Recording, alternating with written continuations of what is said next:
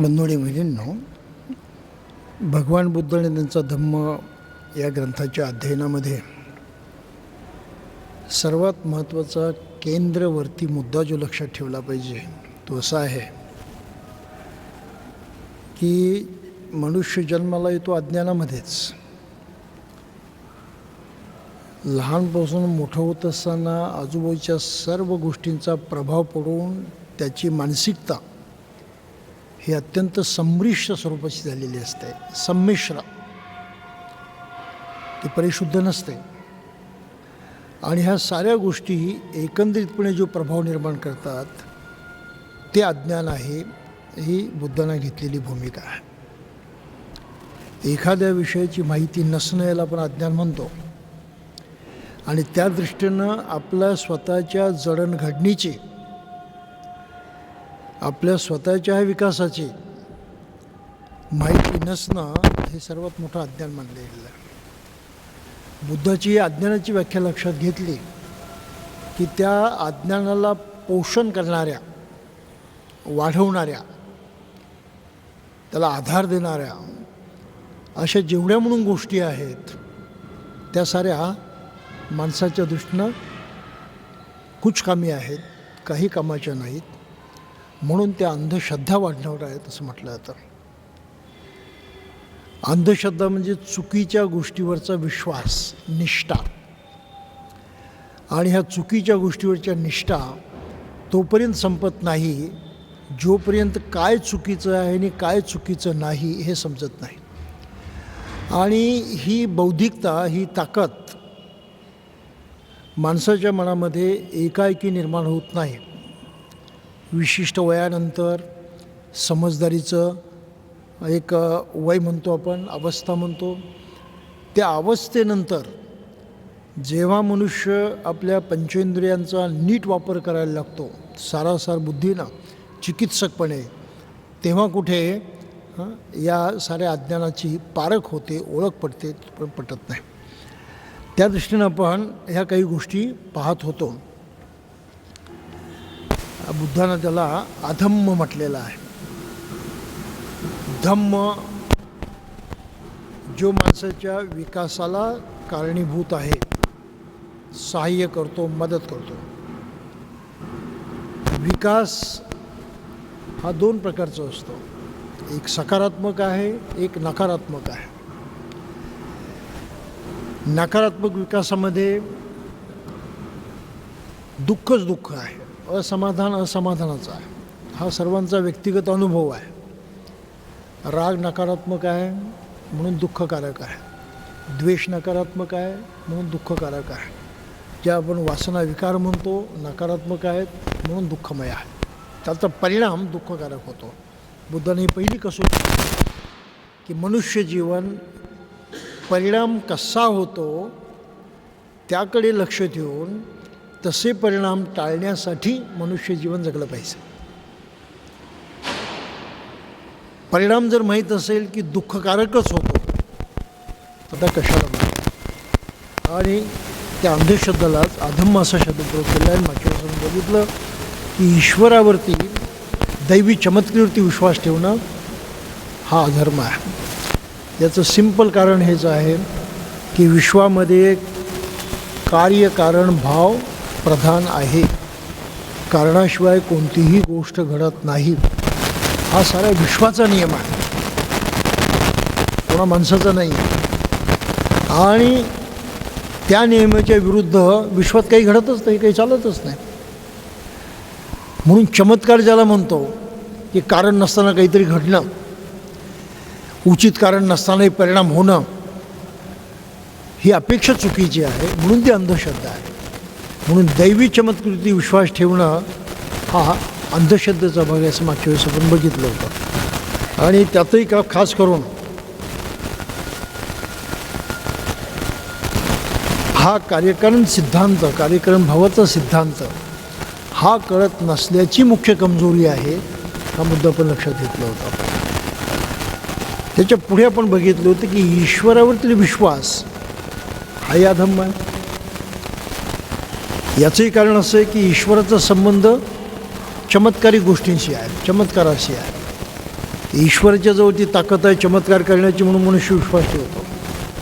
बाकी कार्यक्रम भाव असला तरी त्याकडे दुर्लक्ष करतो, एवढंच काही पुरेसं नाही.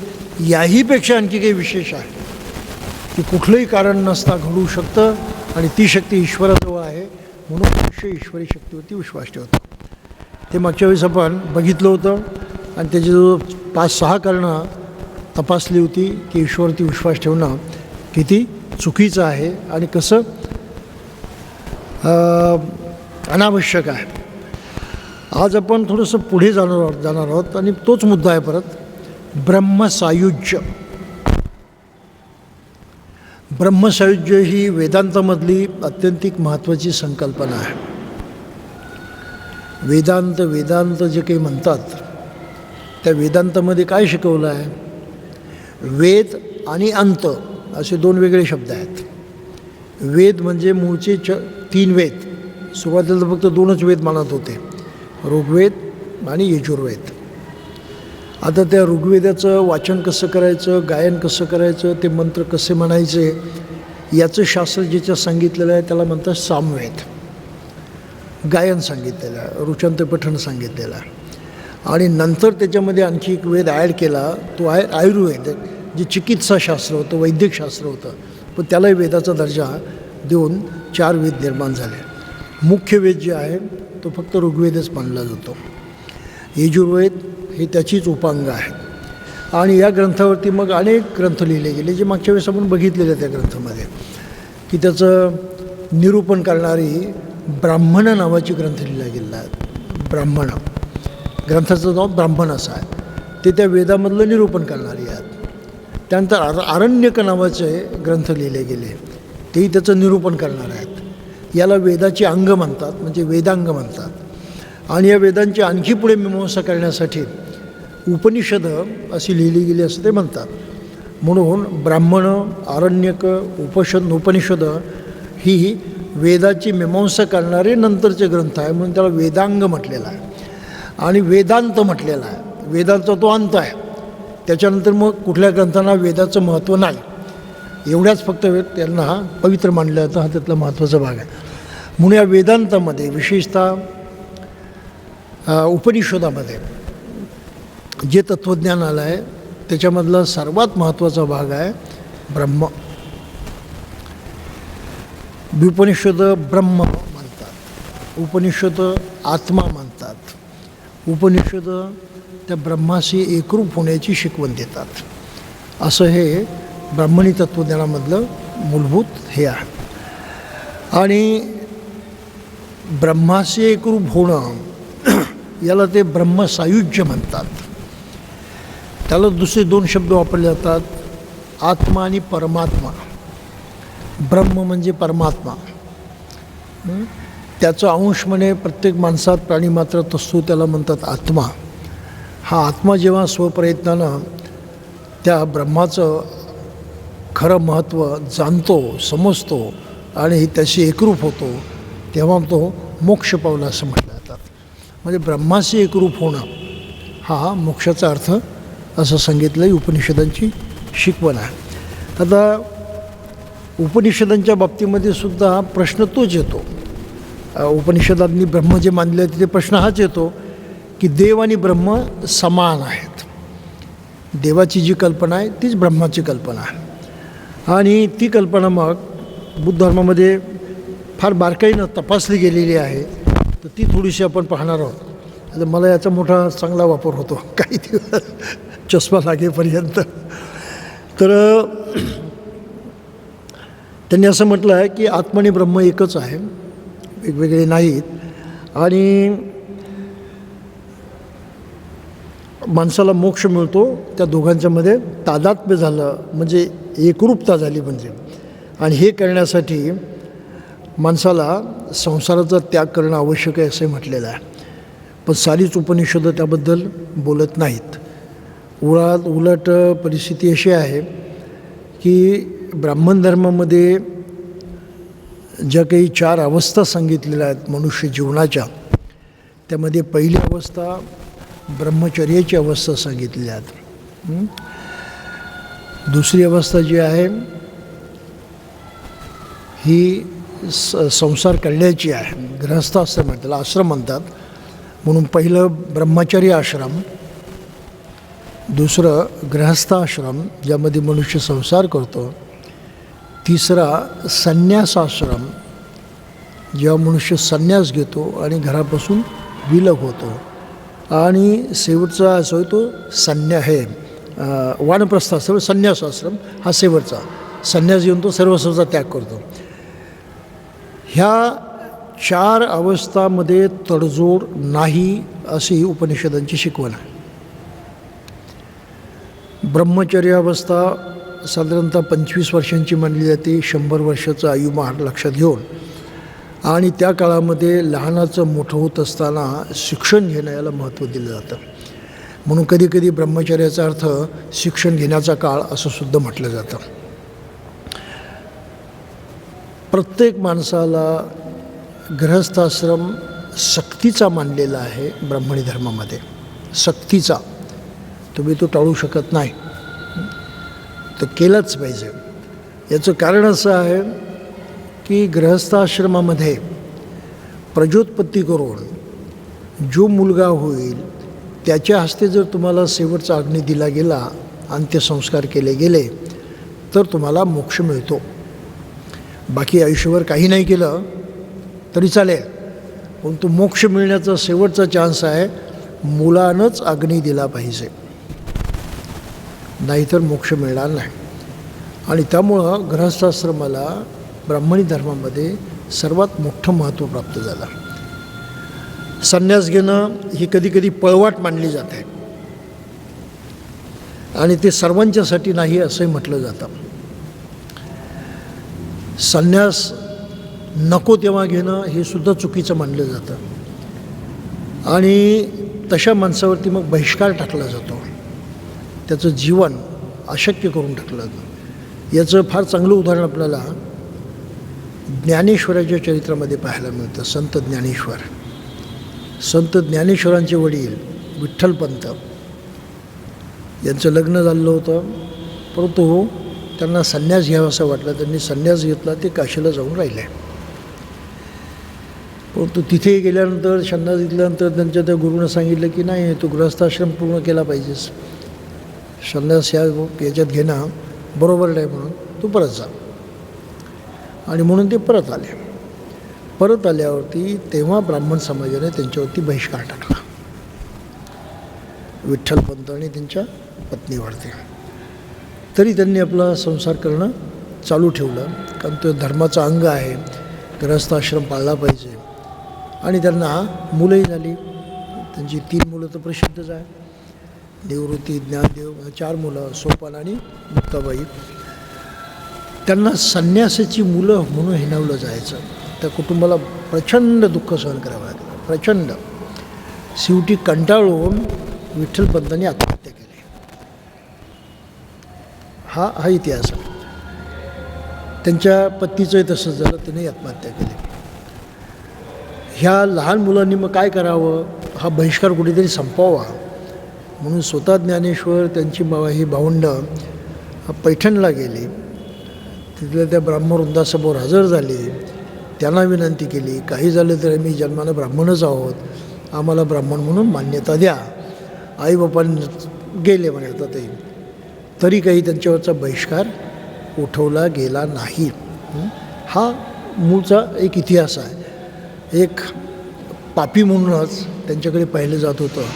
ती इतकीही गृहस्थाश्रमाची माहिती या समाजामध्ये मांडली जाते, त्याशिवाय तुम्हाला मुक्तता नाही. आणि अग्नी हा मुलांनाच द्यायचा असतो, म्हणून मुलगाच व्हावा लागतो, मुलींना दिलाला चालत नाही. आणि त्या काळापासून मग भ्रूण हत्येच्या प्रथा ज्या त्या निर्माण झालेल्या आहेत. स्त्रीला महत्त्व राहिलं नाही. मुलगी झाली तर तो आनंदाचा, सुखाचा क्षण नाही, ते दुःख म्हटलं. ही मानसिकता भारतीय समाजामध्ये आजही खोलवर रुजलेली आहे. बरं, खोलवर रुजलेली आहे. त्याच्यातून मनुष्य मोकळे झालेले नाहीत. साऱ्यांना ते नीट कळतं अशातला भाग नाही, साऱ्यांना माहिती अशातला भाग नाही, परंतु ती श्रद्धा चालत आलेली आहे. मुलगाच पाहिजे, मुलगा नाही झाला तर काही खरं नाही, हे लक्षात घ्या. अज्ञान कसं जोपासलं जातं, ते अज्ञान आहे की काय हेही लोकांना माहीत नसतं. काही त्याचा आगापिछा माहीत नसतो, परंतु त्या कल्पना मात्र मनुष्य धरून ठेवतो. आणि अशा कल्पना भारतामध्ये धरून ठेवलेल्या असल्यामुळं स्त्रीची भ्रूण हत्या होते. आणि सरकारला आता इथपर्यंत प्रयत्न करावे लागले की गर्भजल परीक्षणावरती सुद्धा बंधनं घालावी लागली, इथपर्यंत करावं लागलं. म्हणजे अंधश्रद्धा एकाएकी तुटत नाहीत, इतकी माणसं त्यामध्ये वाहत जातात. आणि त्यामुळं बुद्धाची भूमिका कशी आहे की अंधश्रद्धांचं स्वरूप स्पष्ट झालं पाहिजे. समजा, जाणून घ्या, लक्षात घ्या. जर मनुष्य समजला तर शिकू शकतो, समजला तर स्वीकारू शकतो, समजलाच नाही तर शिकू शकत नाही, स्वीकारू शकत नाही. आणि ही शिकला नाही, स्वीकारलं नाही, परिवर्तन अशक्य आहे. तो त्याच्यामध्ये चाकोरीमध्येच नष्ट होऊन जातो. म्हणून अज्ञान हे घालवावंच लागतं, ते तोडावंच लागतं. आणि ते तोडण्याचा मार्ग फक्त एक आहे, समजणं. काय समजणं? प्रामुख्यानं कार्यकारण भाव समजतं. हा सृष्टीचा नियम आहे, तो हो सार्वभौम आहे, त्याच्यात कुठलाही कोणाला काहीही बदल करता येत नाही. ते हे शिकवणं हे फार महत्त्वाचं आहे. ह्या सत्याचं आकलन जगाच्या इतिहासात प्रथमतः बुद्धाला झालं. बुद्धाला जे बुद्धत्व प्राप्त झालं त्या बुद्धत्वामधलं हे महत्त्वाचं आकलन आहे. पतित्य समुत्पादाचं ज्ञान झालं त्यांना. हे बुद्धत्वाचं मुख्य अंग आहे. आणि हे कोणालाही होऊ शकतं हे बुद्धानं जाणून सर्व लोकांना ते शिकवलं. ज्यात जो मन आहे, ज्यात जो बुद्धी आहे, जो ते जाणू शकतो, जाणण्याची शक्ती आहे, त्याला हे जाणणं आवश्यक आहे. तो जाणू शकतो. म्हणून बुद्धानं प्रत्येक मनुष्य बुद्ध होऊ शकतो अशा प्रकारची घोषणा केली. बाकी कुठलेही धर्मसंस्थापक अशा प्रकारचा उदारपणा दाखवू शकत नाहीत, शक्य नाही. कारण तेच मुळात अज्ञानामध्ये आहे. हे सत्य त्यांनी कधीच जाणलेलं नाही.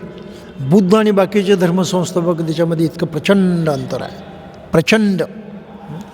आणि मग हे अज्ञान घालवण्यासाठी म्हणून बुद्धाच्या सर्वच प्रवचनामध्ये ह्या विविध गोष्टींची चर्चा केलेली आहे. मागच्या वेळेस आपण बघितलं की ईश्वराच्या बाबतीमध्ये वासिष्ठ नावाच्या ब्राह्मणाची चर्चा केली आणि वासिष्ठाला त्यांनी अनेक गोष्टी सांगितल्या. नेमका तोच मुद्दा इथे सुद्धा आलेला आहे, त्याची चर्चा इथे आलेली आहे. इथे ॲडिशनल फक्त एकच गोष्ट आहे की भारद्वाज आणि वासिष्ठ हे जे ब्राह्मण त्यांना भेटायला गेले होते, त्यांनी आत्म्यावरती चर्चा केली, म्हणजे ईश्वरावरती चर्चा केली. ती चर्चा इथे सुद्धा आलेली आहे, त्यांच्याच संदर्भामध्ये आलेल्या आहेत. आणि तशी सूत्र भारद्वाज सूत्र म्हणून बुद्ध सुत्तनिपातामध्ये काय सुत्तपिटकामध्ये आहे, वासिष्ठ सुत्त म्हणून सुद्धा सुद्धपिटकामध्ये आहे. आणि त्या सूत्रांचा आधार देऊन याच्यामध्ये ह्या गोष्टी सांगितलेल्या आहेत. आता गृहस्थ आश्रम तर संन्यासाश्रमची थोडीशी माहिती घेऊ जातं. आता 50 वर्षानंतर माणसानं गृहस्थपणाच्या जबाबदाऱ्या सोडून द्यायच्या, कुटुंबापासून वेगळं व्हायचं. आणि त्या वृद्धांनी म्हणजे पती पत्नींनी दूर जाऊन राहायचं, जंगलात जाऊन राहायचं, रानावनात जाऊन राहायचं, कुटुंबात राहायचं नाही, अशा प्रकारची ती सिस्टम आहे. आणि त्यामध्ये मग शेवटी संन्यासाश्रम आहे. संन्यासामध्ये तुम्ही साऱ्यांशी संपर्क तोडता, पूर्णपणे एकाकी भटकता, एकाकी राहता आणि कुठेही मरून जाता. ही त्यातली भूमिका आहे. संन्यास घेतल्यानंतर तुम्ही कोणाशी संबंध ठेवायचा नाही, कोणाला भेटणं नाही, कोणाशी बोलणं नाही, कोणाच्याबरोबर वावरणं नाही, पूर्ण बंद. आणि याचं वर्णन आपल्याला महाभारतामध्ये पाहायला मिळतं. शांतीपर्व जे आहे तर शांतीपर्वाच्या नंतर पुष्कळशा गोष्टी लिहिल्या. त्याच्यात म्हटलं आहे की पांडवांनी वानप्रस्थ आश्रम स्वीकारला, काही दिवस तिथे राहिले आणि मग युधिष्ठिरानं संन्यास घेतला प्रथमतः आणि तो बाहेर फिरायला गेला, म्हणजे साऱ्यांच्यापासून पूर्णपणे तुटला. तर हे फार म्हणजे विचित्र वर्णन आहे. आणि मग ते पांडव जे आहेत असेच एकाकीपणे प्रवास करत असताना वानप्रस्थ आश्रम म्हणजे संन्यासाश्रममध्ये एक मरून पडला, अक्षरशः मरून पडला. त्यांचे कुठे अंत्यविधी झाल्याचं हे नाही, काही नाही, काही नाही, काही नाही. हा वानप्रस्थ आणि संन्यासाश्रम याच्यामधला फरक आहे. संन्यास म्हणजे मृत्यू, जिवंत राहून मृत्यू पत्करणं. आणि म्हणून तो समारंभ करत असताना हिंदू धर्मामध्ये अंत्यसंस्काराचा विधी केला जातो, प्रतिकात्मक संन्यासाची दीक्षा देत असताना. आणि त्याला मग परत समाजामध्ये येण्यास वाव नसतो. त्यामुळे आता जे कोणी साधू संन्यासी दिसतात ते त्या परंपरेप्रमाणे वागतच नाहीत. ही आणखी एक गंमत आहे. म्हणजे हा त्यातला भ्रष्टाचार आहे त्यांच्या दृष्टीनं बघितलं तर. जे आता साधू संन्यासी म्हणून मिरवतात ते समाजाशी संबंध ठेवत नाही, या अर्थानं की आम्हाला समाजाशी काही घेणं देणं नाही. त्यांचं कल्याण, त्यांच्यासाठी काही करणं, त्यांना मदत करणं हे आमचं काम नाही. आम्ही त्यापासून मुक्त झालेलो आहोत. परंतु तरीही त्यामध्येच वावरतात. उपजीविकेचा प्रश्न आहे. त्यामुळं ही जी काही संन्यासाची पद्धत आहे ही सगळीकडून भ्रष्ट झालेली आहे. त्याच्यामध्ये सत्यता काहीच राहिलेली नाही. बुद्धानं म्हणून संन्यासाची व्याख्या वेगळी केलेली आहे. बुद्ध धर्मामध्ये प्रवज्जा म्हणतात, पब्बजा, प्रवज्जा. प्रवज्जा घेणं म्हणजे गृहत्याग करणं, सांसारिक जबाबदारी नाकारणं. कशासाठी नाकारायची ती? तर स्वतः आपल्या मनाची परिशुद्धी करून हे ज्ञान प्राप्त करण्यासाठी प्रयत्न करायचा आणि ते करत असताना इतरांना त्या मार्गाने नेण्यासाठी उपदेश करायचा. म्हणून बुद्ध धर्मामधला संन्यास आणि हिंदू धर्मामधला संन्यास याच्यामध्ये जमीन आसमानाचं अंतर आहे. जमीन आसमानाचं. बौद्ध भिक्षू हा सभ्य बनतो, ज्ञानी बनतो आणि आपल्या ज्ञानाचा लाभ तत्काळ तो लोकांना देत राहतो. म्हणून बुद्धानं भिक्षू संघाला काय आदेश दिला होता? चरत भिक्कवे चारिकं बहुजन हिताय बहुजन सुखाय. त्यांनी आयडल बसायचं नाही, समाजापासून तुटायचं नाही, वेगळं राहायचं नाही. उलट आपल्याला जे प्राप्त झालेलं ज्ञान आहे, जी विद्या आहे, संबोधी आहे, किंवा हे कार्यक्रम भाव सम्यक विचार जो आहे, ही दृष्टी आहे, ती लोकांना शिकवायची. त्यामुळं बौद्ध भिक्षू समाजाशी बांधील आहे, परंतु समाजापासून अलिप्त आहे. तो या अर्थानं की संसाराच्या जबाबदाऱ्या त्यानं टाळलेल्या आहेत. त्याला संसार करायचा नाही, ती जबाबदारी घ्यायची नाही, त्यापासून तो मुक्त झालेला आहे. नातेगोतेचे संबंध त्यानं तोडलेले आहेत, त्यापासून तो अलिप्त झालेला आहे. त्यानं आपल्या जीवनाचं ध्येय एकच ठेवलेलं आहे, हे सत्य आकलन करणं, समजणं, म्हणून धम्माचं पालन करणं. आणि ते करत असतानाही आपल्या कुवतीप्रमाणे लोकांना मदत करणं, प्रचार प्रसार करणं. त्यामुळं बुद्धाचा भिक्षू, बुद्ध धर्मातला संघातला हा भिक्षू हा अतिशय श्रेष्ठ दर्जाचा समाजसेवक आहे. अत्यंत श्रेष्ठ दर्जाचा. का? तो कोणाकडे पगार मागत नाही, तो आपला अधिकार गाजवत नाही, तो लोकांची स्वतःहून सेवा करतो, कोणावरती ती लादत नाही. आणि हे काम त्याच्यापासून कोणतंही मोबदला न मिळवता तो आयुष्यभर करत राहतो. बाबासाहेबांनी हे फार मोठं कौतुक केलेलं आहे भिक्षूंचं. कम्युनिझमशी तुलना करत असताना ते म्हणाले, कम्युनिझमनं काय दिलं? प्रायव्हेट प्रॉपर्टी नष्ट केली. कुठे केली? प्रायव्हेट प्रॉपर्टी कुठे नष्ट केली? ती कोणातरी मुठभर लोकांच्या हातात तर दिली तर तुम्ही. ज्यांची हुकूमत आहे, ज्यांची सत्ता आहे, त्यांच्या हातामध्ये दिली तुम्ही. इतरांची काढून घेतली. बरं ठीक आहे, त्यांची सेवा तुम्ही सक्ती करता, तुम्ही लादता, त्यांच्यावरती अंमल करता, सेवा नाही करत. त्यासाठी काय मटेरियल सेवा करत असतात तेवढी सेवा, परंतु त्या माणसाला प्रसन्न ठेवण्याचं, सुखी ठेवण्याचं कार्य त्यातून नाही होत पूर्णपणे. हा त्यातला महत्त्वाचा भाग आहे.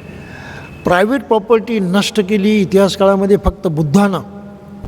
ही बाबासाहेबांची भूमिका आहे. काय भिक्षूजवळ? काही नाही. उद्यासाठी अन्नसुद्धा साठवून ठेवायचं नाही. म्हणजे अन्नरूपीसुद्धा प्रायव्हेट प्रॉपर्टी करायची नाही. 7-8 गोष्टी फक्त त्याला बाळगायच्यात. जे वस्त्र आहे, 3 वस्त्र आहेत, पट्टा आहे, पाणी घालण्याचं भांडं आहे, हजामत करण्याचं वस्तारा आहे, भिक्षापात्र आहे, बस एवढंच. ही त्याची फार तर खाजगी मालमत्ता, जी कोणी चोरायचं म्हटलं तरी चोरत नाही. ही अशी परिस्थिती आहे. आणि एवढं करून तो समाजाची इतकी सेवा करतो. म्हणजे साम्यवादाचा आदर्श खऱ्या अर्थानं इतिहास काळात बुद्धानं स्थापन केलेला आहे. भिक्षू संघ स्थापन करून प्रायव्हेट प्रॉपर्टी नष्ट केलेली आहे. जे मार्क्स आणि लेनिनला जमलं नाही, अशी बाबासाहेबांची भाषा नाही जमलं. त्यांनी हे करण्यात दुःख निर्माण केलं खूप. आणि बुद्धानं प्रायव्हेट प्रॉपर्टी नष्ट करण्यामध्ये सुख निर्माण केलेलं आहे. 2 इतके विरोधी परिणाम आपल्याला पाहायला मिळतात पहा. आणि हे परिणाम जाणण्यासाठी म्हणून आपल्याला अंधश्रद्धांपासून मुक्त राहणं आवश्यक आहे. सर्व सुखाचा मार्ग फक्त सकारात्मक विकासातूनच जातो, दुसरा मार्ग नाही. आणि ती सकारात्मकता बुद्ध धर्माचा पाया आहे. आणि त्या पायाला अडचण निर्माण होते ह्या अशा समजुतीमुळं. ईश्वर आहे, मग सारं त्याच्याच हातात आहे. सुख देणं त्याच्या हातात, दुःख देणं त्याच्या हातात. आम्हाला काय फक्त त्याला प्रसन्न करायचं आहे. म्हणजे हा परावलंबी झाला. स्वतःची काही जबाबदारी नाही. स्वतः दुःख निर्माण करेल पण म्हणेल मी नाही केलं, त्यानं केलं म्हणून. मनुष्य परावलंबी होतो, त्याचं आयुष्याचं नुकसान होतं. मनुष्य म्हणून जगण्यास तो लायक राहत नाही. इतकी त्याची अवस्था वाईट होते या विश्वासामुळं. ही रिस्पॉन्सिबिलिटी येते. सेन्स ऑफ रिस्पॉन्सिबिलिटी नष्ट होऊन जातो. कार्यक्रम भाव तर कधी कळतच नाही, इतका तो अज्ञानामध्ये जगतो. हे माणसाचं फार मोठं नुकसान ईश्वरावरती श्रद्धेमुळे होतं. म्हणून बाबासाहेब म्हटले ती फार डेंजरस गोष्ट आहे, मोठी धोकादायक गोष्ट आहे. तीच गोष्ट आत्म्याची. ईश्वराशी नातं काय तर आत्मा आला. ईश्वराचा जो आहे त्याला परमात्मा, त्याचंच अंग प्रत्येक माणसामध्ये आहे म्हणून आत्मा आहे.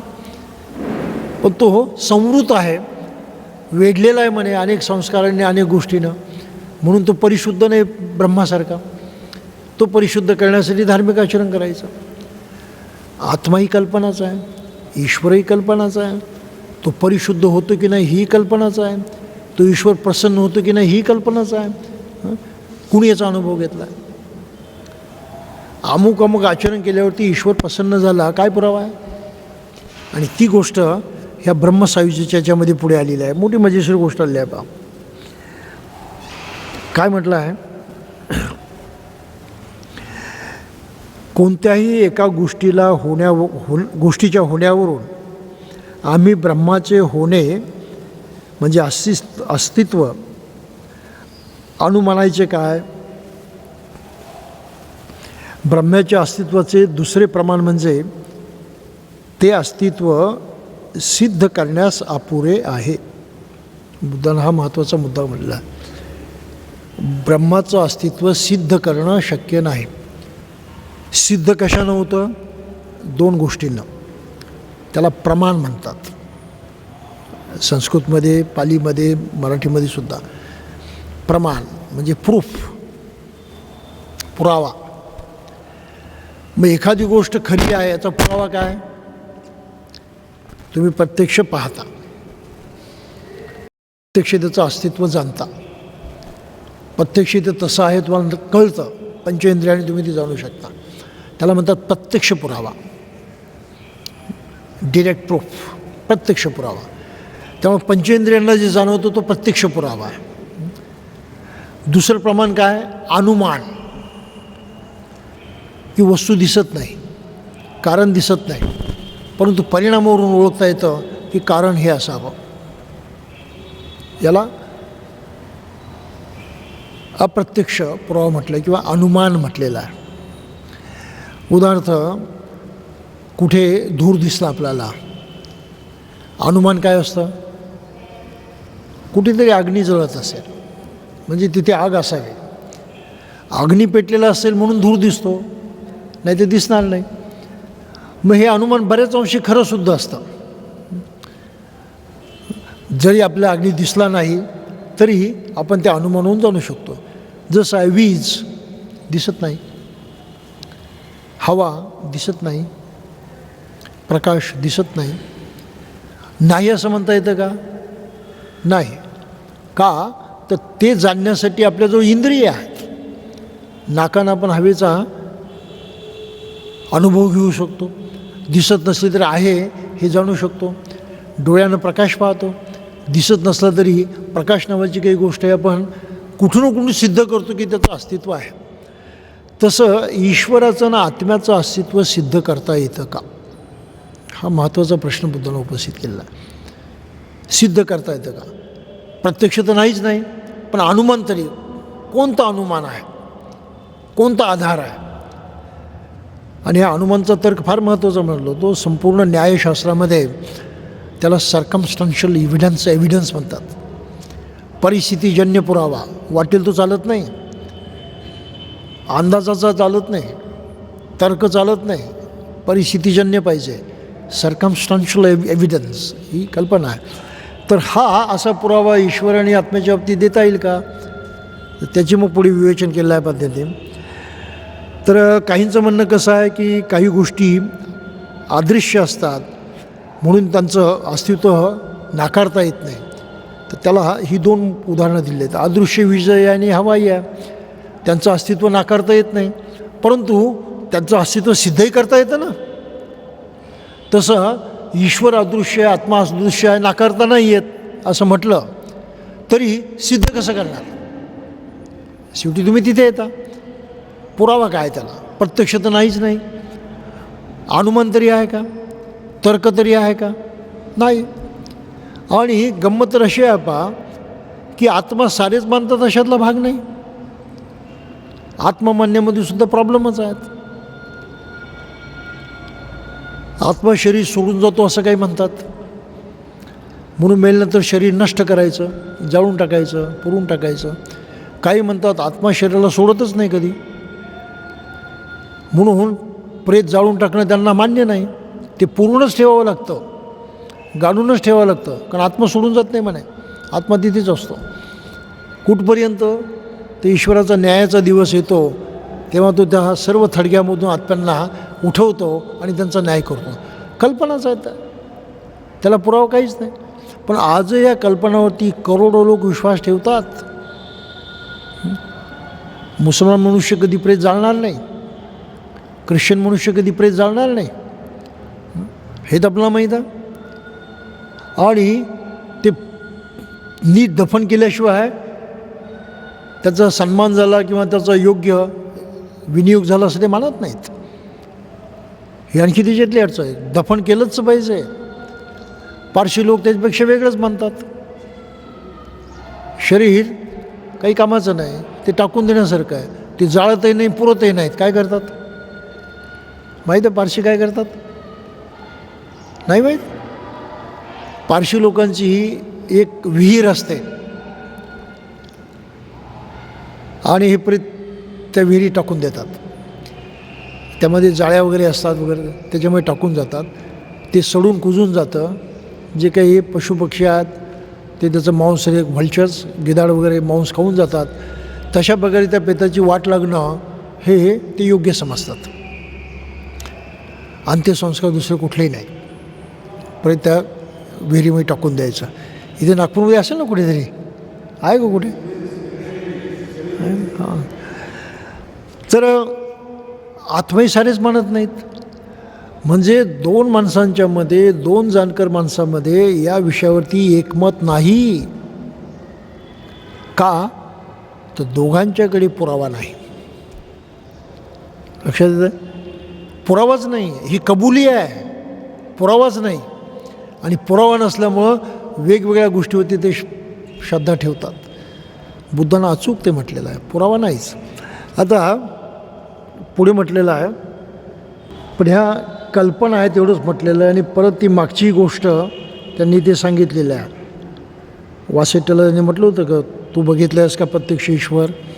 इथे तोच प्रश्न आला, तू बघितलं का प्रत्यक्ष ब्रह्म? उत्तर नाही. कोणी बघितलं? गुरुनं. त्याने तरी बघितलं आहे का? नाही. त्याच्या गुरुच्या गुरुनं हाच प्रकार आहे की कोणीच बघितलेलं नाही, म्हणून ते एक आंधळ्याची माळ आहे असं बुद्धानं परत इथे म्हटलेलं आहे. आणि तोच परत दृष्टांत दिला आहे मागचा, की न बघितल्या मुलीवरती प्रेम करण्यासारखी ही गोष्ट आहे. इथे सुद्धा तो दृष्टांत मागलेला आहे. याच्यातला एक महत्त्वाचा मुद्दा जो आहे तो आपल्याला अवश्य लक्षात घेतला पाहिजे. आत्म्याच्या संदर्भामध्ये ईश्वराचं अंग म्हणून जे मानलं जातं त्यातही बुद्धाची भूमिका अगदी हेच आहे. आणि मग आत्मा आणि आत्मन आणि ब्रह्म हे एकच आहेत, याला कुठला पुरावा नाही हे सांगून मग बुद्ध येतात स्वतःच्या विचाराकडे. बाबासाहेबांनी फार चांगला मांडला आहे तो. मग मनुष्याचं अस्तित्व कसं आहे? मन म्हणजे आत्मा आहे का? मन म्हणजे आत्मा नाही. म्हणून बुद्धाची जी आहे काय म्हणतो वस्तुनिष्ठ विभागणी आहे ती इथे सांगितली आहे. मनुष्य 2 अंगांचा बनलेला आहे. एक आहे भौतिक पदार्थ, त्यामध्ये पृथ्वी, आप, तेज, वायू म्हटलेला आहे. पृथ्वी म्हणजे माती आहे, आप म्हणजे पाणी आहे, वायू म्हणजे वारा आहे, तेज म्हणजे उष्णता आहे. त्या 4 घटकांचं मनुष्याचं शरीर बनलेलं आहे. पण त्याचबरोबर तिथे कॉन्शियसनेस आहे, चेतनाशक्ती आहे. त्या चेतनाशक्तीला बुद्ध धर्मामध्ये मन म्हटलेलं आहे. म्हणून मनुष्य 2 अंगांचा बनलेला आहे. एक त्याचं भौतिक अंग आणि दुसरं त्याचं मानसिक अंग. म्हणून इंग्लिशमध्ये एक हे आले आहे, वर्णन आलेलं आहे. माणसाचं वर्णन करतात सायकोसोमॅटिक एक्झिस्टन्स. सोमॅटिक सायको म्हणजे मानसिक आणि सोमॅटिक म्हणजे शारीरिक.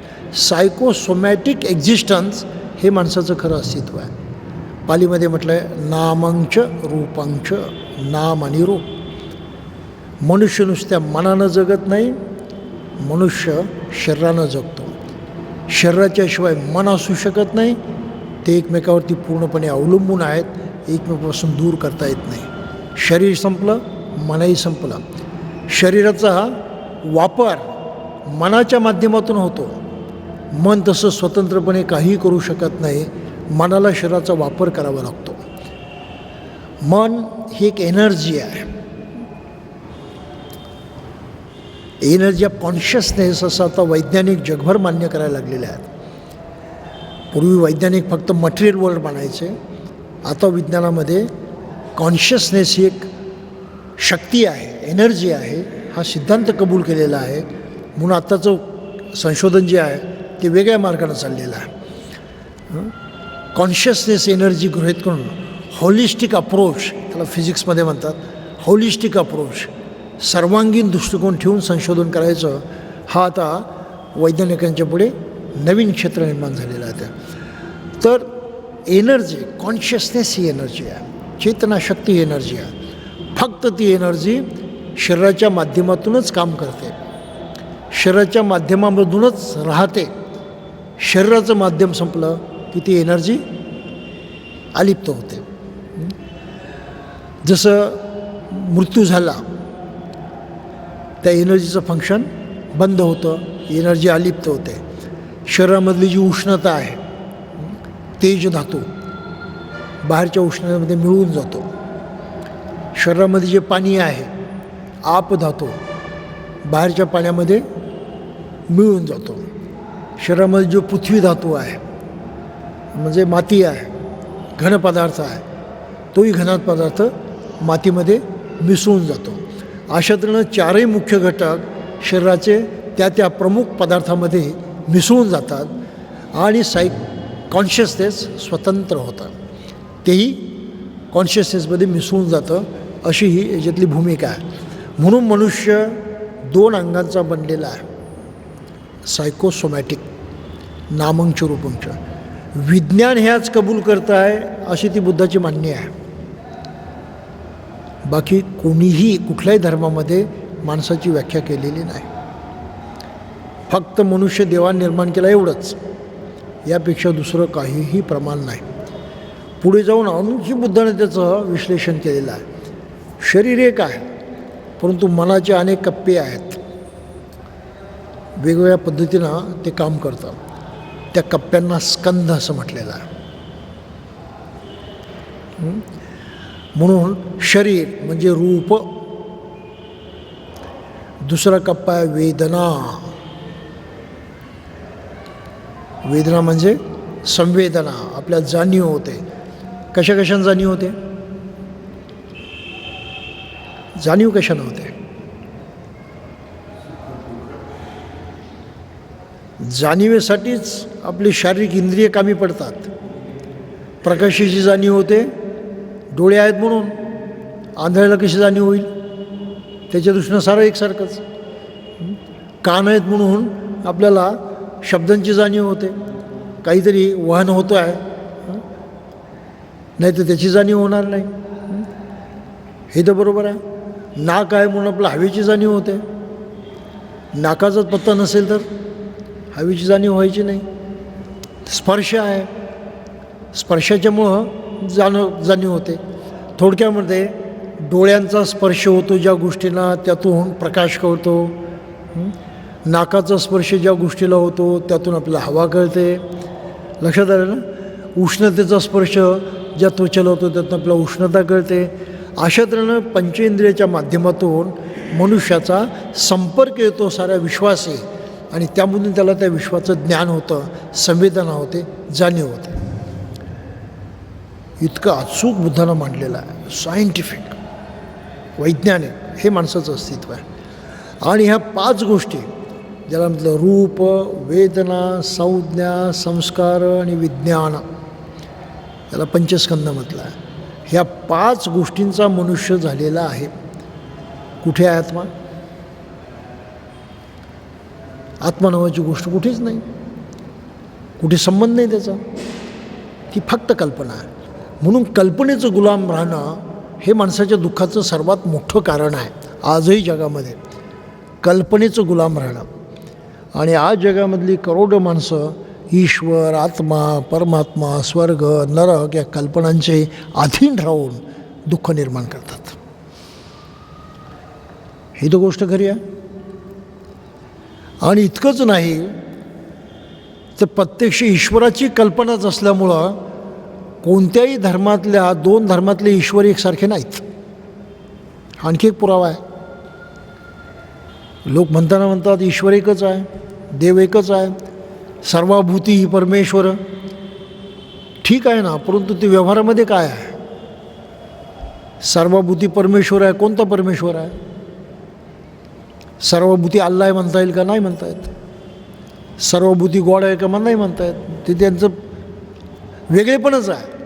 म्हणजे एका माणसाचा ईश्वर दुसऱ्या माणसाच्या ईश्वराशी मिळता जुळता नाही, एकसारखा नाही. त्याच्यामध्ये भेद आहे, आणि इतका कडक भेद आहे की त्या भेदावरून ते एकमेकाच्या विरोधात लढाई करू शकतात. म्हणून युरोपमध्ये धर्मयुद्ध झाली, धर्माच्या नावानं युद्ध झाली, जगभर झाली आहेत. धर्माच्या नावानं लोकांनी लढाई केलेल्या आहेत, देवाच्या नावानं लोकांनी लढाई केलेल्या आहेत, आजही करतायत. हे किती भयंकर अज्ञान आहे ते पहा, की मनुष्य माणसाच्या जीवावरती उठण्यापर्यंत त्या अज्ञानाच्या अधीन होऊन वाहवत जातो. हा इतिहास आहे.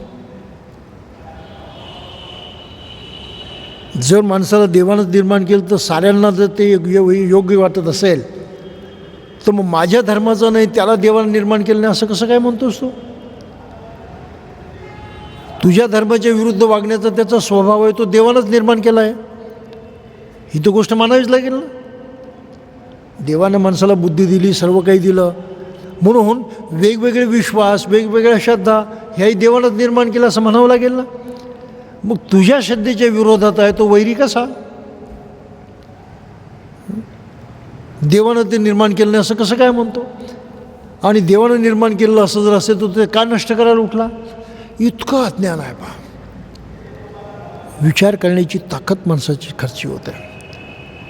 म्हणून बुद्धाची भूमिका कसं आहे, डोळे उघडा, जसं आहे तसं पहा. संबोधी प्राप्तीमधला हा मुख्य मुद्दा आहे. संबोधी म्हणजे काय? ती योग्यता, ती शक्ती, ती पात्रता जसं आहे तसं पाहण्याची. आणि हे असं आहे हे बुद्धानं प्रत्यक्ष दाखवून दिलेलं आहे. आपण मेडिटेशन वगैरेच्या माध्यमातून हे करायला लागलो की हे आपल्याला जसंच्या तसं कळायला लागतं. म्हणून बुद्धाला इथे काही प्रश्न मांडलेले आहेत पहा. आनंदाला ते म्हणतात, आत्म्यासंबंधी नानाविध मते आहेत. काही लोक म्हणतात माझ्या आत्म्याला आकार आहे आणि तो अत्यंत सूक्ष्म आहे. दुसरे काही म्हणतात की आत्म्याला रूप आहे आणि तो अनंत आहे आणि सूक्ष्मही आहे. आणखी काही असे म्हणतात की तो निराकार आणि अनंत आहे. ह्या हिंदू धर्मातल्या कल्पना आहे. निराकार, अनंत, सूक्ष्म, विराट रूपी वगैरे हे सारं त्याच्यामध्ये आहे. आणखी काही मतं आहेत. जे आत्म्याच्या अस्तित्वावरती विश्वास ठेवतात त्यांनी आत्म्यासंबंधीची कल्पना काय आहे, तर ते म्हणतात आत्मा हा सुखदुःखाच्या अनुभवाची क्रिया आहे. दुसरी कोणी म्हणतात की नाही, माझा आत्मा सुखदुःखाच्या अनुभवाची किंवा अनुभवाची क्रिया नाही, तो अननुभवशील आहे. आणखी दुसरे म्हणतात माझा आत्मा सुखदुःखाच्या अनुभवाची क्रिया असून अननुभवशीलता हा त्याचा धर्म आहे. आत्म्यासंबंधी अशा अनेक विचित्र कल्पना आहेत. ह्या प्रामुख्याने गीतेमधून घेतलेल्या आहेत. गीतेमध्ये आत्मा सापेक्ष मानला आहे, निरपेक्ष मानलेला आहे, ब्रह्म साकार मानलेला आहे, निराकार मानलेला आहे. ह्या कल्पना त्याच्यामधल्या आहे. पण शेवटी त्या कल्पनाच आहे. ब्रह्म सूक्ष्म आहे, विराट आहे. म्हणून गीतेमध्ये आपल्याला पाहायला मिळतं की कृष्णाला अर्जुनाला आपलं विराट स्वरूप दाखवलं म्हणे. त्या अशा साऱ्या कल्पना आहे. कल्पनाशिवाय त्याच्यामध्ये काहीही नाही. शेवटी बुद्ध काय म्हणतात ते पहा, आत्मा शरीराबरोबर मरण पावतो काय या संबंधी त्याला अगणित कल्पना लोकांच्या आहेत पहा. काही म्हणतात तो पावतो, काही म्हणतात पावत नाही. हे मग अशा आपण थोडक्यात बघितलेलं आहे. चुंदाला ते म्हणतात हे चुंद. जे श्रमण ब्राह्मण या मतापैकी कोणत्याही एका मतावर विश्वास ठेवतात त्यांच्याकडे जाऊन मी त्यांना विचारतो, मित्रांनो हे तुमचे म्हणणे ठीक आहे का? आणि ते उत्तर देतात, होय माझेच मत खरे आहे, दुसरी मते मूर्खपणाची आहेत. मी त्यांचे मत स्वीकारित नाही. का? कारण लोकांची या विषयासंबंधीची मते भिन्न आहेत. त्यांची मते मी माझ्या मतापेक्षा श्रेष्ठ मानत नाही. एवढेच काय, ती माझ्या मताच्या तोडीचीही नाहीत. आता एक महत्त्वपूर्ण प्रश्न येतो तो असा की आत्मावरील विश्वासाच्या सिद्धांताविरुद्ध भगवान बुद्धाची विचारसरणी काय होती? तर आत्म्याविरुद्धच्या विरुद्ध बुद्धांना जी सर्वसामान्य विचारसरणी मांडली आहे ती म्हणजे ईश्वराचं अस्तित्व नाकारतानाच मांडलेली आहे. त्यांना असा विचार मांडला की आत्मेच्या अस्तित्वाची चर्चा करणं ही देवाच्या अस्तित्वाच्या चर्चेइतकीच निरुपयोगी गोष्ट आहे. त्याच्या मते आत्म्याच्या अस्तित्वावरील विश्वास हा देवाच्या अस्तित्वावरील विश्वासापेक्षा भयंकर आहे. कारण त्यामुळे पुरोहित वर्ग निर्माण होतो, भ्रामक समजूचा मार्ग मोकळा होतो. एवढेच नव्हे तर तो पुरोहित वर्गाला माणसाच्या जन्मापासून मृत्यूपर्यंत सजा गाजवण्याचा अधिकारही बहाल करतो. पुरुषशाही निर्माण होतं, कर्मकांड निर्माण होतं आणि कर्मकांड माणसाला सगळीकडून छळत असतं, त्याचं शोषण करत असतं. किती कर्मकांड चालतं जगामध्ये धर्माच्या नावानं, किती वेस्ट होतो, किती नुकसान होतं. भारतासारखा प्रश्न जर निर्माण केला तर किती प्रदूषण होतं. एक म्हणतात एक माणसाला जाळण्यासाठी एखादं झाड, एक तरी झाड लागतं म्हणे. काहीतरी 8-9 मन लाकडं लागतात ना, म्हणजे एक संपूर्ण झाड लागतं. लक्षावधी माणसं म्हणतात तेवढी लाकडं वापरली जातात. प्रचंड जंगलांची तोड होते म्हणून भारतामध्ये जंगलं कमी झालेली आहेत. कारण कुठलाही मनुष्य हा विचार करत नाही चला मेल्यानंतर मला लाकूड लागणारच आहे, एक झाड लावतो. मेल्यानंतर माझ्या कामी पडेल, ही अक्कल भारतातल्या लोकांना आजही नाही. झाड लावणं ही अक्कल नाही. एवढं या देशाचं नुकसान जे झालं आहे कशामुळं झालं? या कर्मकांडामुळं. काही लक्ष येतं आपल्या?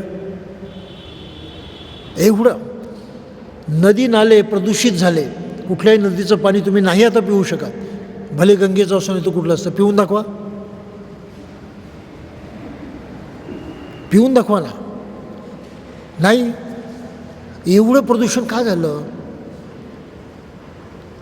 मनुष्य स्वतः पाणी पिऊन शुद्ध करून वापरेल, पण त्या जलचरांचं काय, पशुपक्ष्यांचं काय? ते तर तेच पाणी वापरतात ना, त्यांच्या आयुष्याला धोका नाही. एवढं प्रदूषण आम्ही नित्य करतो आणि त्याची आपल्याला काही हे असत नाही. एखादं पान किंवा एखादं फूल असं उकिरड्यावरती पडून राहिलं तर सूर्याच्या उष्णतेमुळं त्याच्यातला तो काय परिणाम व्हायचा तो होतो, ते नष्ट होतं.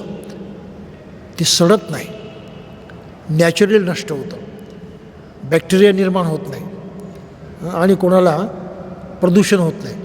परंतु तेच पान किंवा फूल जेव्हा तुम्ही पाण्यात टाकता तेव्हा काय होतं?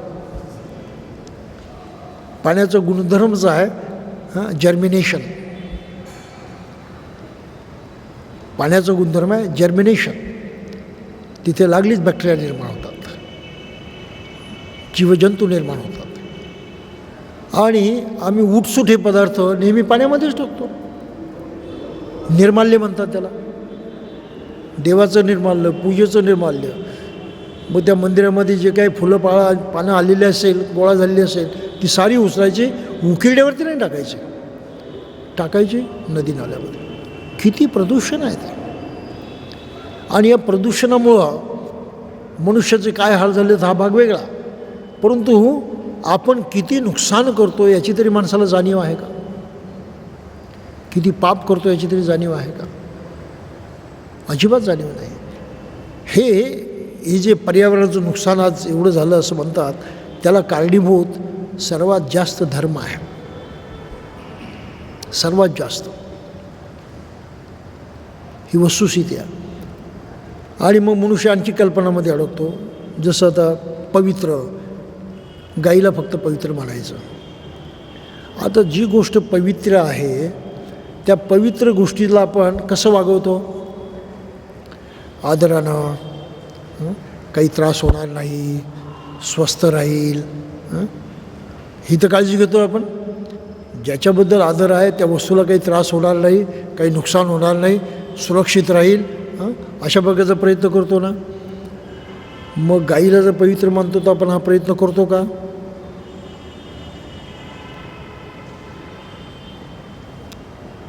किती सुरक्षित ठेवतो गाईला आपण?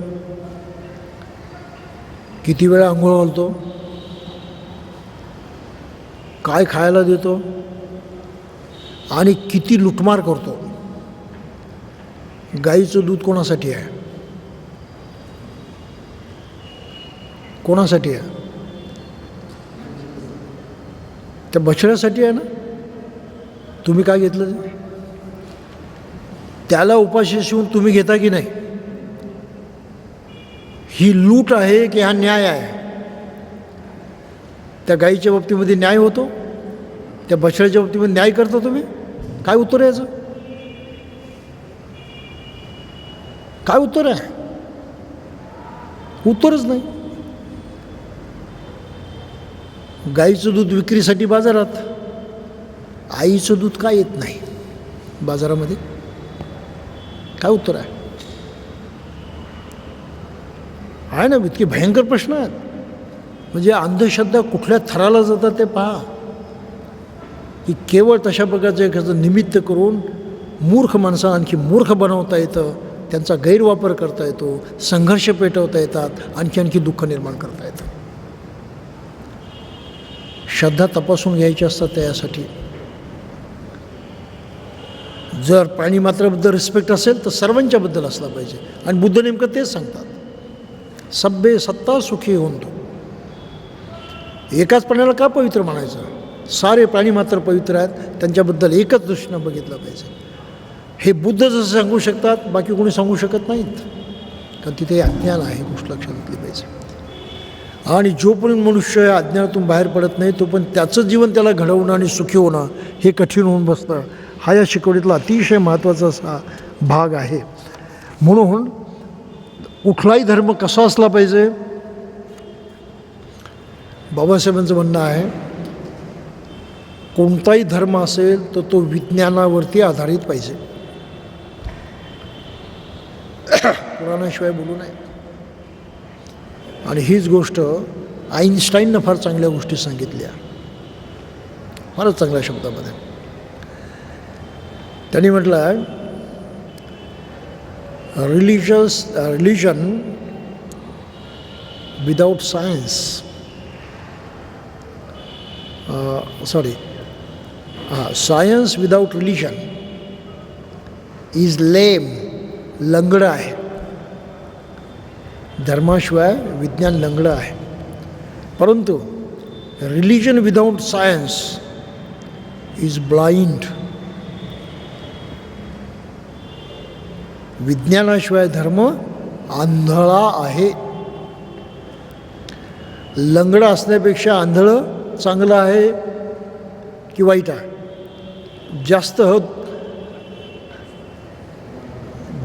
जास्त नाश करणारं कोणतं आहे? जास्त दुःखकारक कोण?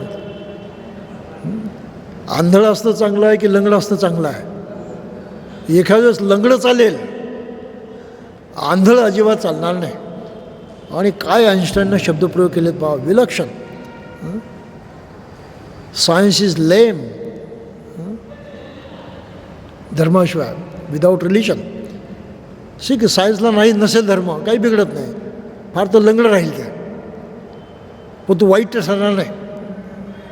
But religion is blind without science. धर्माशिवाय म्हणजे सायन्सशिवाय धर्म मात्र आंधळा आहेत. आता ह्या आंधळ्या धर्मामध्ये तुम्ही कोणाची गणना करणार?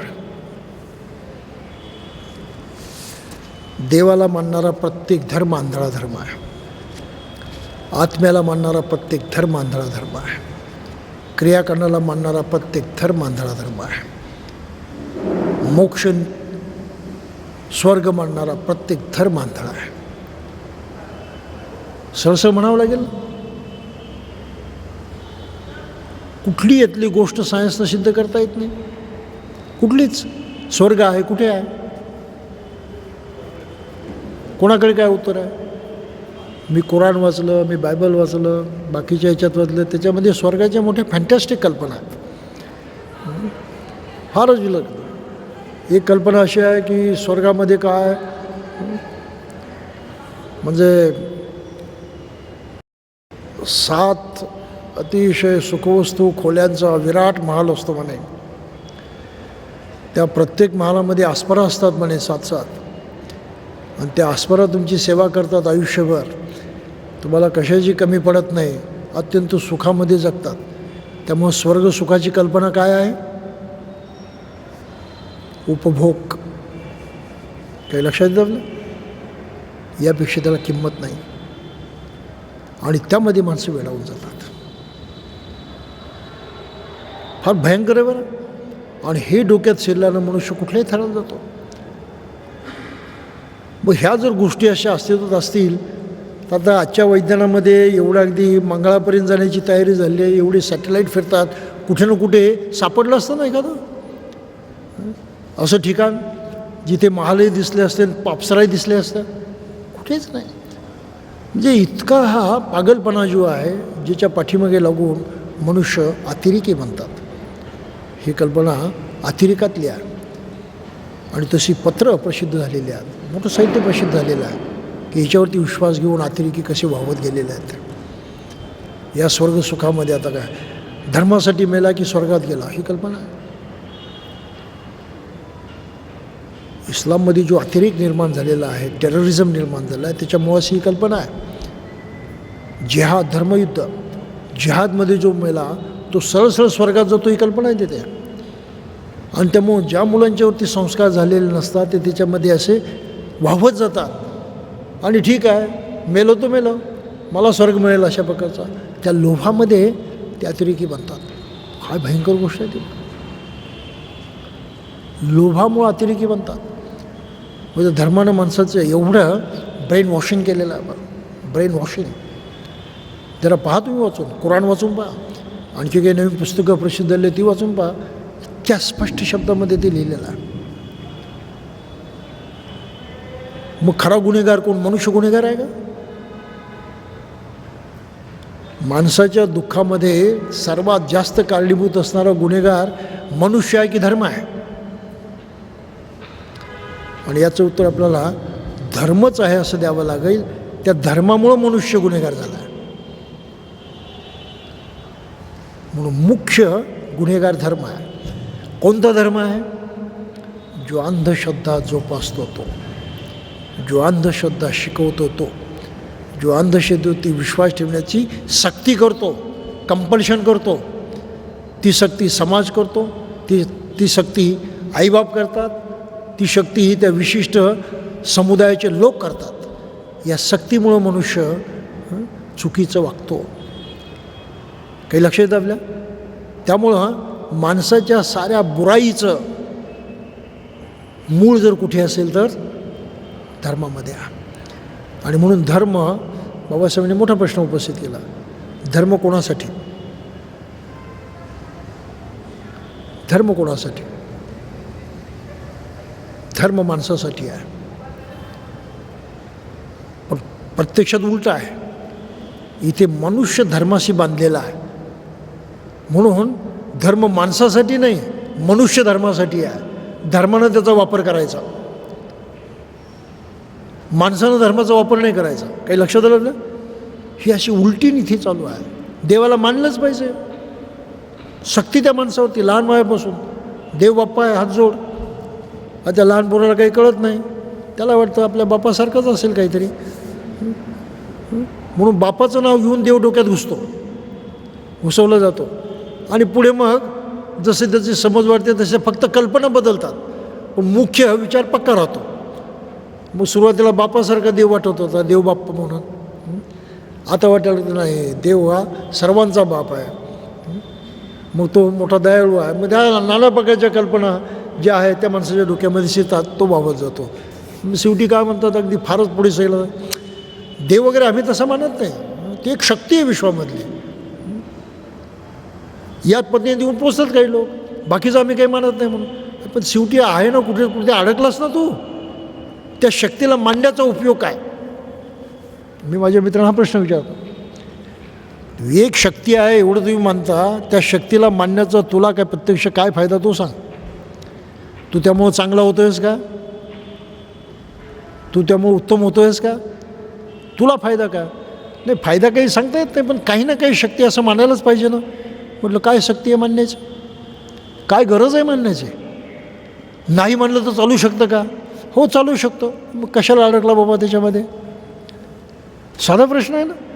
अशी माणसं अडकलेली असतात. म्हणून धर्म हा माणसासाठीच असला पाहिजे. आणि बुद्धानं नेमकं त्याच्यावरती जोर दिला आहे की धर्म हा माणसासाठी आहे, मनुष्य धर्मासाठी नाही. माझ्या धर्मासाठी मी करेल, डोंट डू दॅट, तो पागलपणा आहे. त्या धर्माचा माझ्या कल्याणासाठी वापर होतो आहे म्हणून मी ते करेल, नसेल होतं मी फेकून देईल तो.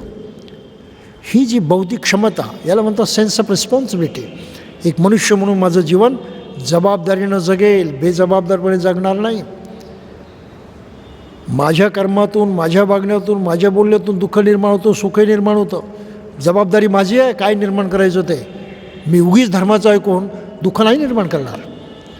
हा वैचारिक शक्तीचा प्रश्न आहे. That is empowerment. आणि ती एम्पॉवरमेंट माणसाला मिळाली पाहिजे, हा बुद्धाचा एकमात्र उद्देश आहे. तर जपानी लोक कोणत्या देवाला मानतात? जपानचं उदाहरण वारंवार द्यावं लागतं. कोणत्या देवाला मानतात? ते तर फक्त बुद्धानं शिकवलेल्या कर्मालाच मानतात, बाकी कशाला मानतच नाहीत. कर्माशिवाय कशालाच मानत नाही ते. म्हणून जपानी माणसांचे काही गुण आहेत, सद्गुण आहेत. ते कष्टाळू आहेत, ते जिद्दी आहेत,